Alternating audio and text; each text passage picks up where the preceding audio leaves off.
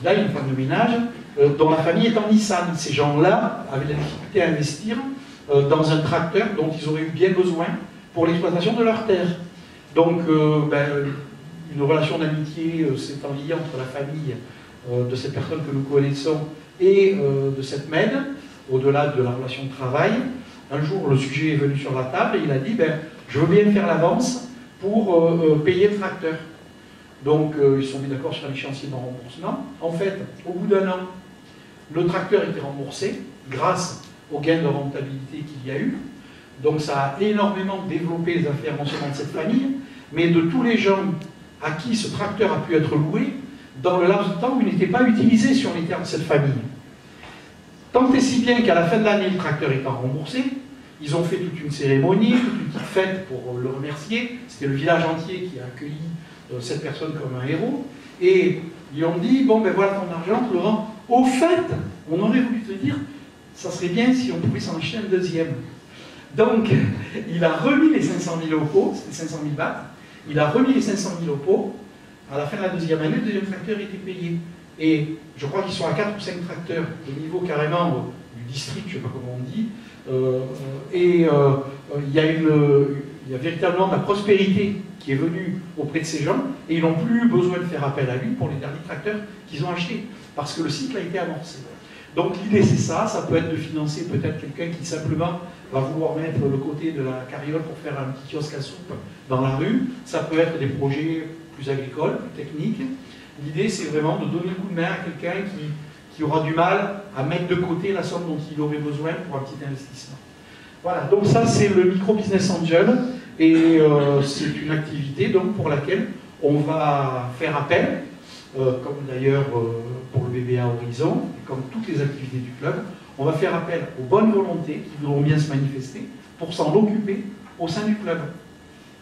Il y a le comité qui va s'occuper de ces choses-là, pour chacune de ces activités il y aura un comité spécifique, mais ça c'est de la bonne volonté. Puis après il y a des gens qui seront intéressés à participer financièrement ou d'une manière ou d'une autre sur les projets qui seront gérés par ces comités, et notamment dans le cas du Micro Business Angel. Donc ça sera présenté à tout le monde. Voilà, ensuite, dernière chose, création d'une bourse de l'emploi. Donc c'est un projet qui me tient à cœur, dont on parle depuis longtemps. C'est un sujet qui a été évoqué il y a 3 semaines avec la Chambre de commerce, la Francotaille. On était en réunion, on a parlé de 2 sujets. Celui-ci était l'un des 2. Eux ont déjà une bourse d'emploi qui marche bien. Nous nous sommes quittés sur ce sujet-là en disant qu'on n'avait pas encore une formule au point pour ça, mais il y avait une bonne volonté de part et d'autre de trouver une synergie de telle manière qu'on ne mette pas en double les choses ou qu'il y ait une forme de passerelle. Alors, je vais devoir revenir après pour parler du sujet, de l'autre sujet et introduire. Oui, à la fin. Ah, voilà, super. Comme ça, par petits bouts. Merci beaucoup.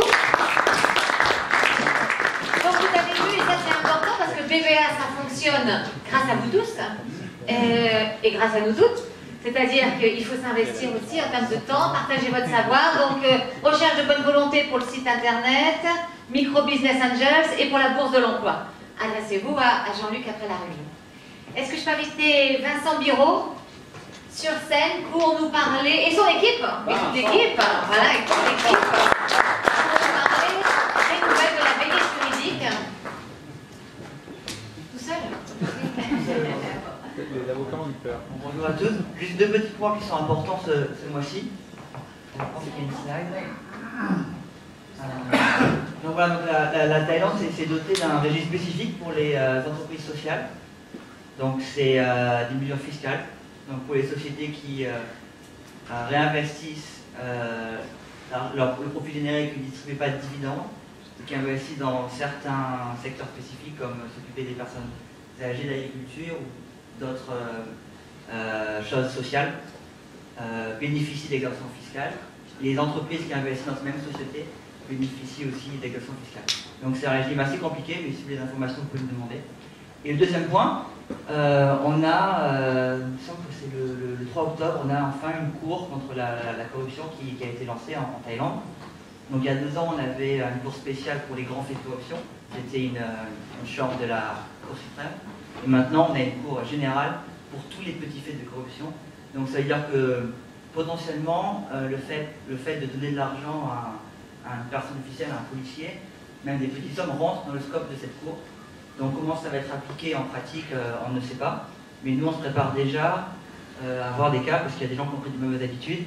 Et maintenant, ça peut être poursuivi. Donc, de deux côtés, mais voilà, il faut être vigilant parce que voilà, maintenant il y a des outils pour poursuivre toutes ces choses. Voilà, c'est tout pour ce mois-ci. Et juste, dernier point, mon invité Alexandre est arrivé avec un petit peu de retard. Donc, si on peut se présenter en 30 secondes, si c'est encore possible. Vous pouvez venir en courant. Très rapidement. Vous dire bonjour. Merci beaucoup. Merci pour cette mise à jour juridique, bien utile. Et je vais vous demander de vous présenter en 30 secondes.